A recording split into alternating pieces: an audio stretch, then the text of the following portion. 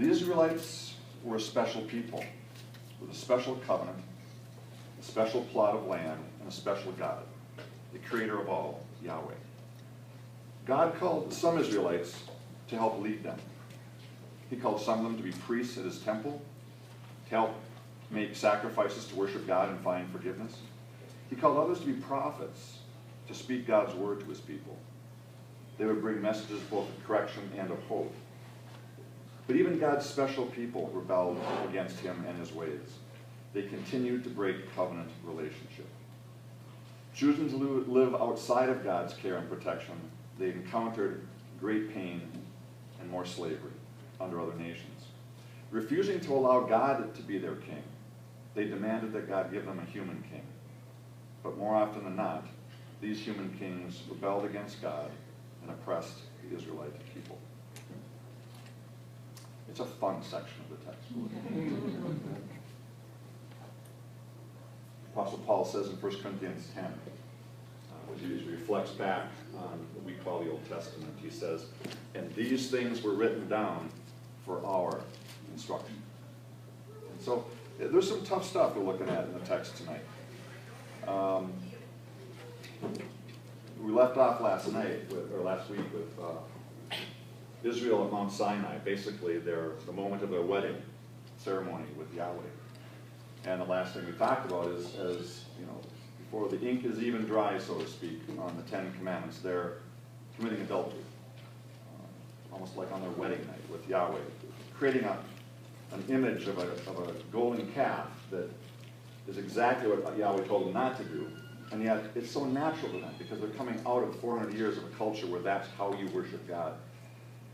And that's what we got to remember. That's sort of, I think, what we left on last week. It's so easy for us to look back on the Israelites at these moments of rebellion and idolatry and these things and go, oh, what silly people, and forget that it wasn't silly to them. That's the culture they lived in. That's how you did religion in their culture.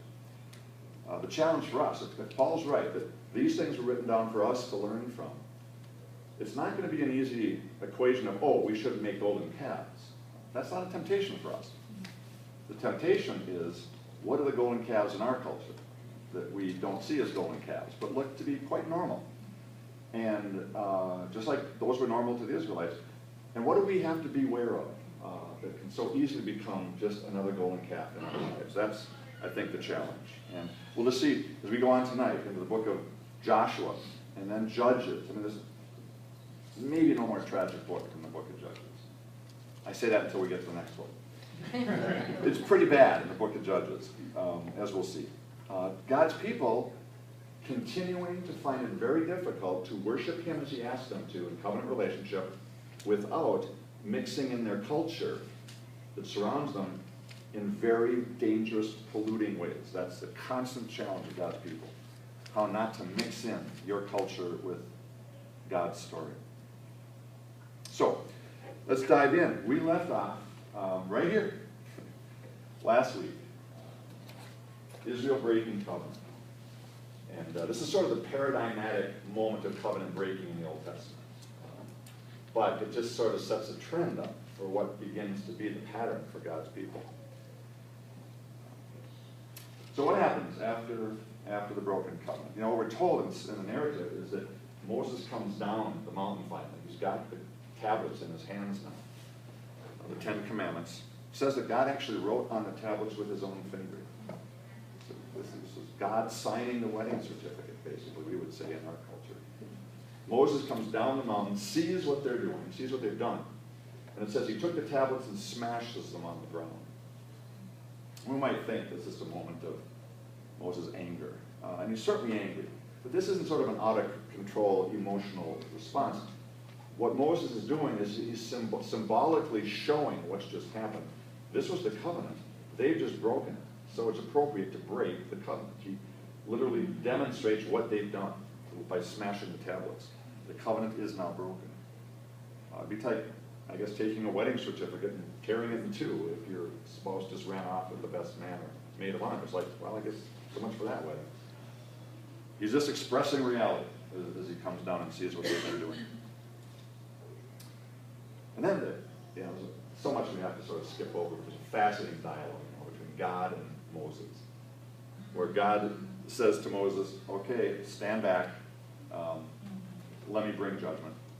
Because they were very clear, if you break this covenant, you are not my people, and therefore, we threw the blood, walked the animal, so to speak. You said you'd die if you broke this. So he says to Moses, stand back. I don't want to get you involved, because you didn't break the covenant, but everyone else. And Moses starts pleading for mercy. He tries to reason with God. So he gives God an argument. Well, God, don't do that, because you promised Abraham, Isaac, and Jacob that you would keep the covenant with them. Why does that end up not being a very persuasive argument to God?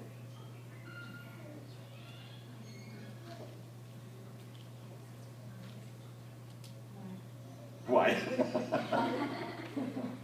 Think covenant here now, right? What was his covenant to Abraham? Really all it was great name, protection, blessing, and I will give you descendants and land. What does he need to perform that promise? Just trust. There's going to be a trust element from Moses, from Abraham's part. But going forward now, see, Moses is going, well, don't destroy all these people. You promised a covenant with them. That's not what he promised. He promised Abraham, I will give you descendants. What he said to this group is, you'll be those descendants if you keep my word. Then you'll be that people group. If you don't, you won't. All he needs is one person. As long as they're not all dead, as long as he has Moses, basically, he can start over. So when he says to Moses, stand back, he's saying, I